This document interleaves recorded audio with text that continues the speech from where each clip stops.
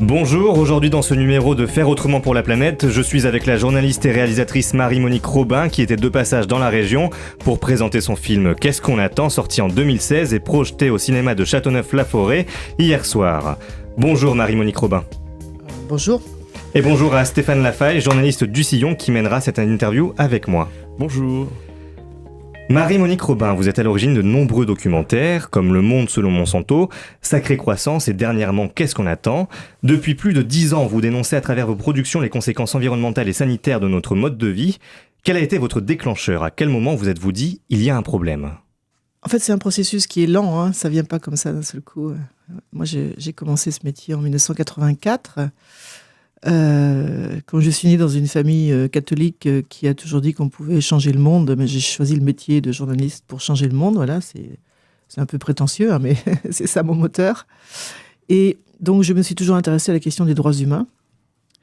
Et évidemment, très rapidement, étant en plus née sur une ferme, donc fille d'agriculteur, la question de l'agriculture, de qui contrôle les semences, qui produit les aliments que nous mangeons, est devenue une question centrale dans tous mes travaux.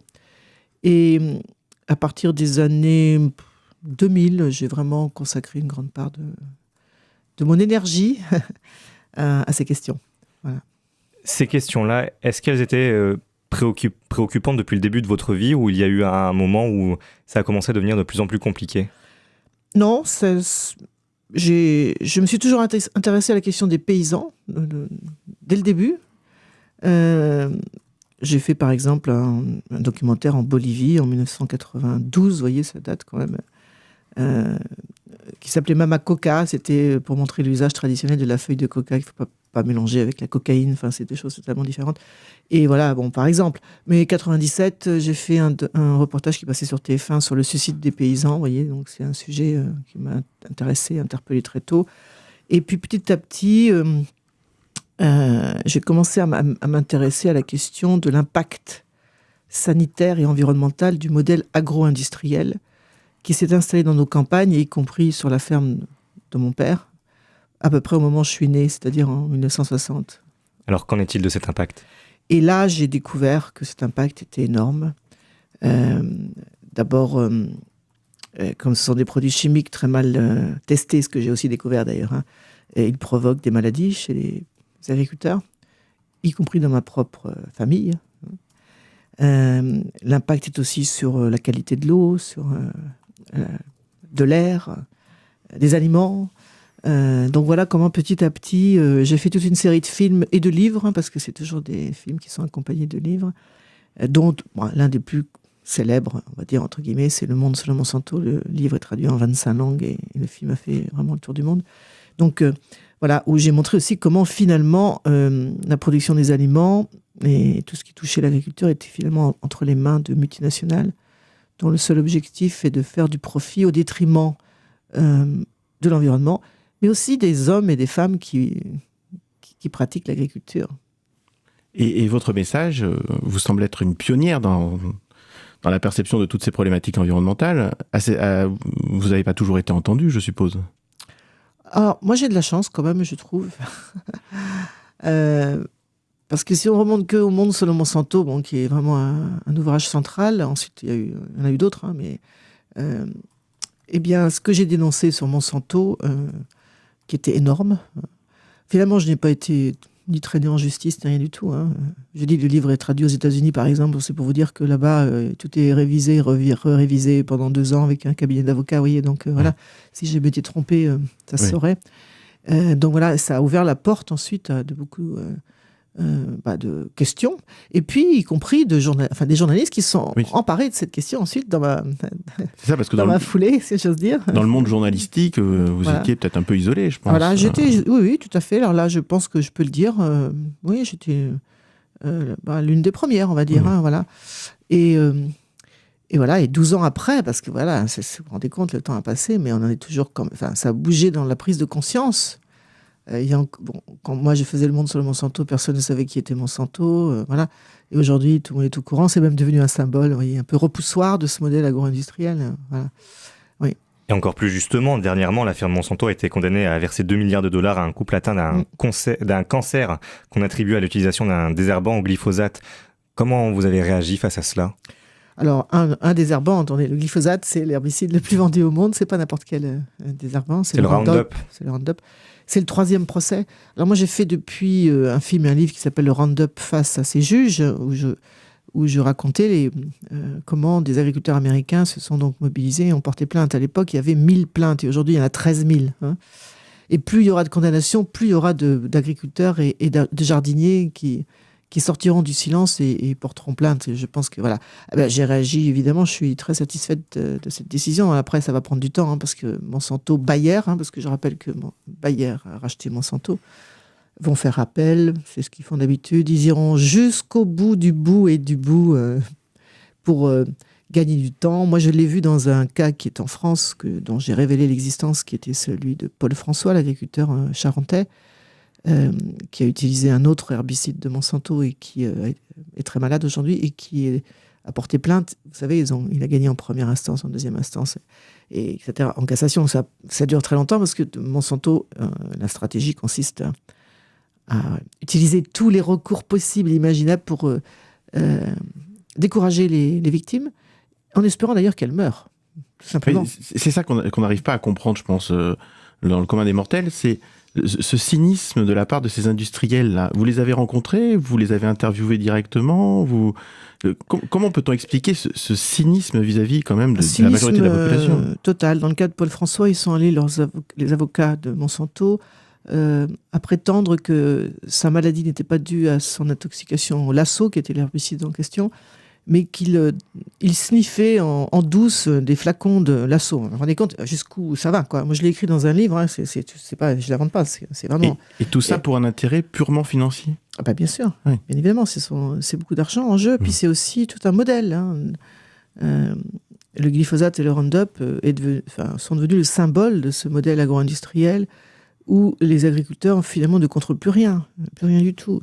Ni les semences, ni les produits agricoles qu'ils produisent, et sont souvent très endettés. Donc, vous savez, c'est la profession avec celle de policier où on se suicide le plus en France. Il y a un agriculteur qui se suicide tous les 2 jours aujourd'hui en France. Et déjà, il y a 20 ans, moi, j'avais fait un reportage là-dessus, donc vous voyez, ça n'a pas beaucoup changé. Et on estime que 50% des agriculteurs gagnent moins de 300 € par mois. Donc, voilà. Il y a un grand malaise dans la profession, mais l'une des causes de ce malaise, c'est aussi ce modèle dans lequel on les a embarqués, qui fait que ils sont très endettés, ils ne contrôlent plus rien, voilà, et les marges sont très faibles. Pour survivre, il faut s'agrandir. Moi, je le vois sur la ferme de mes parents, dans le Poitou-Charentes. Quand je suis née, les fermes faisaient autour de 50 hectares, et maintenant, il y a des fermes de 300, 400 hectares. Voyez. Donc, voilà. Mais le problème, c'est que ce modèle nous mène dans le mur. C'est l'une des causes du dérèglement climatique. Je rappelle tout de même que l'agriculture, qui devrait capter du carbone à cause de ce modèle agro-industriel, non seulement n'en capte plus, mais en émet. Les sols nus, comme vous pouvez voir, dans les zones de grande culture. Le fait qu'on utilise des engrais et des pesticides chimiques faits avec du gaz et du pétrole, donc des énergies fossiles. Le fait qu'on transporte les aliments sur de très grandes distances. Le fait qu'on nourrisse nos animaux des élevages intensifs, qu'on maltraite, d'ailleurs, j'ai dit au passage. Donc, qu'on les nourrisse avec du soja transgénique arrosé de Roundup qui vient d'Argentine. Enfin, tout ça fait que la facture climatique de ce modèle agricole est énorme. Et moi, j'ai fait un film et un livre qui s'appelle Les moissons du futur, qui montre comment on pourrait faire autrement. Et on voit comment on pourrait changer de modèle agricole, aller vers une transition écologique, qui serait meilleure pour l'environnement, évidemment, meilleure pour les consommateurs qui mangeraient des produits plus sains, et puis aussi meilleure pour les femmes et les hommes qui travaillent la terre, qui sont malades. Il y a beaucoup de malades. Comment faire autrement ? C'est une question qu'on essaie de se poser et à laquelle on essaie de répondre dans votre documentaire « Qu'est-ce qu'on attend ?». Documentaire dans lequel vous suivez le temps d'une année une petite ville de 2300 habitants, Ungersheim. Pouvez-vous nous en dire plus ? Oui, alors j'ai découvert cette histoire absolument incroyable, tout à fait par hasard. Juste avant, j'avais fait un autre film, un autre livre qui s'appelait Sacrée croissance, vous en avez parlé tout à l'heure, qui questionnait le modèle de la croissance illimitée. Vous savez, c'est toujours plus de production, toujours plus de consommation pour alimenter la machine économique. Et évidemment, quand on sait que les ressources de la planète sont limitées et que sa capacité à encaisser les déchets que nous produisons a aussi atteint un point de saturation, on se demande si c'est bien raisonnable de continuer à fonder l'économie sur un paradigme comme celui de la croissance.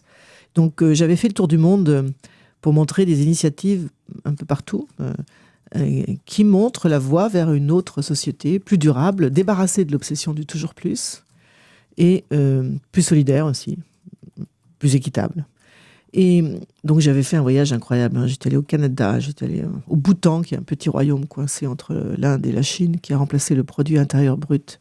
Parce que quand on parle de croissance, vous savez, c'est la croissance du PIB, par un nouvel indicateur de richesse qui est le bonheur national brut. J'étais allé au Népal, j'étais allé au Danemark, enfin bref, un voyage incroyable, Brésil et tout ça. Et quand le film sort sur Arte, je vais ensuite le présenter en Alsace, dans un cinéma. Il y avait 300 personnes et à la fin, un monsieur qui se lève et qui me dit « Mais tout ce que vous montrez dans votre film, nous le faisons déjà. » Bon, j'étais très vexée, en fait, parce que franchement, avoir fait le tour du monde pour s'entendre dire qu'il y avait tout chez nous, je suis allée voir et effectivement, c'est très impressionnant parce qu'en fait, ils font ce qu'on devrait faire au niveau national et international. Voilà.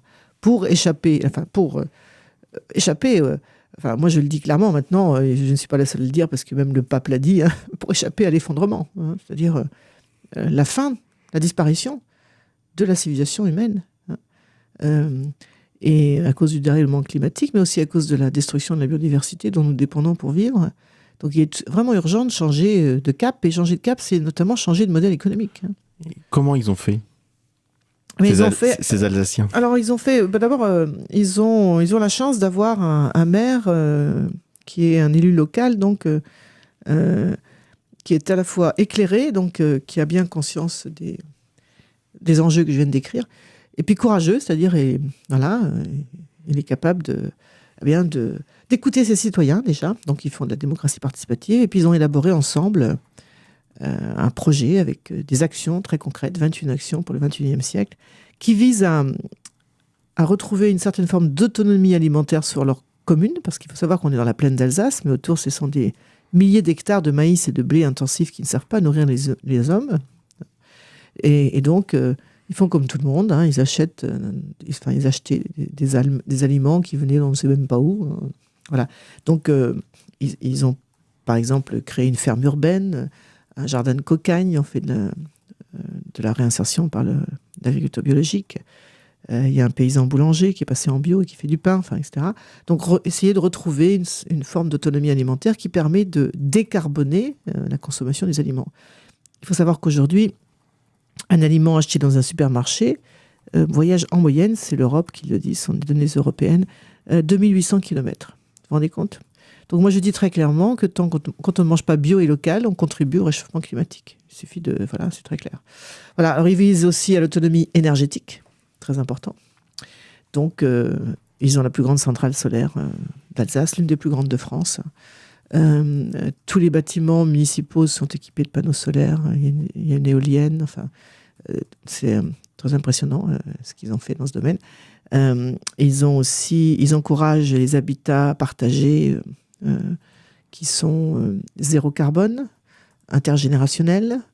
Donc on partage les équipements, on n'a pas une machine à laver par famille parce que ça ne sert à rien, on en a 2 pour 10 familles, vous voyez. On partage au maximum tous les équipements pour réduire son empreinte écologique. Donc ce qu'on appelle les éco-hameaux. Ils ont aussi des chevaux pour faire le maraîchage bio et emmener les enfants à l'école. Alors c'est évidemment symbolique, mais non, pour ce qui est des transports scolaires, mais c'est très important parce que l'éducation aussi est très importante. L'école est associée d'ailleurs à ce processus de transition. Et ils ont une monnaie locale aussi, le radis. Radis. Tout à fait. Alors la monnaie locale, moi quand j'ai filmé, il commençait à la lancer. Le but c'est évidemment de se réunir, ceux qui fournissent des biens et des services et les usagers, ceux qui utilisent ces services, pour réfléchir à nos modes de consommation et essayer d'encourager la production locale et éthique, n'est-ce pas, de services et de biens. C'est un peu le but de la monnaie locale. Jacques Brel, Quand on n'a que l'amour. Marie-Monique Robin, pourquoi cette musique ? J'ai un papa qui chantait et qui chante encore, j'espère, pour quelque temps. Beaucoup, c'est les chansons de Jacques Brel. Et comme il était responsable régional de la JAC quand il était jeune, vous savez, les coupes de la joie où tout le monde chantait, et il chantait partout. Il faisait toutes les coupes de la joie, et voilà, il a rencontré ma mère comme ça. Et comme je dis souvent, la JAC, c'était une très belle agence matrimoniale. Ça donnait beaucoup d'enfants, vous voyez, comme moi, par exemple. Pour revenir à Qu'est-ce qu'on attend, ce documentaire, vous l'avez tourné en 2015. À ce moment-là, la COP21 occupait une très grande partie de l'espace médiatique. Est-ce qu'il y a eu un avant et un après COP21, selon vous ? Alors là, moi, je suis assez réservée, finalement. C'était une grand-messe, excusez-moi. Sur le climat, on s'est beaucoup vanté d'avoir fait un grand événement, etc. Mais le résultat, vous savez, nous, la France, par exemple, qui était le pays de la COP21, nous avons augmenté nos émissions de gaz à effet de serre de 3% par rapport à l'année dernière. C'est quand même pas très brillant. On est l'un des meilleurs, enfin, les moins bons élèves de la classe en Europe. Donc, c'est... voilà. On attend toujours des actes concrets qui permettent de tenir les engagements que nous avons pris collectivement, et nous, la France, lors de cette COP21. Alors, la bonne nouvelle, si j'ose dire, c'est plutôt du côté des citoyens que j'irai la trouver. Il y a une prise de conscience grandissante, évidemment, que nous sommes nous enfonçons dans une impasse qui menace l'avenir de l'humanité. Donc ça, c'est une bonne nouvelle, mais le problème, c'est que le temps est très court pour maintenant réagir. Donc on a vraiment besoin des politiques. On a besoin que les politiques prennent conscience de ce qui est en train de se passer et prennent les mesures à la hauteur des enjeux, et ce n'est pas le cas pour l'instant. Merci beaucoup Marie-Monique Robin. Je rappelle que vous êtes journaliste et réalisatrice de plusieurs documentaires, dont Qu'est-ce qu'on attend, sorti en 2016 et projeté hier au cinéma de Châteauneuf-la-Forêt. Merci beaucoup, merci Stéphane. Merci Tom.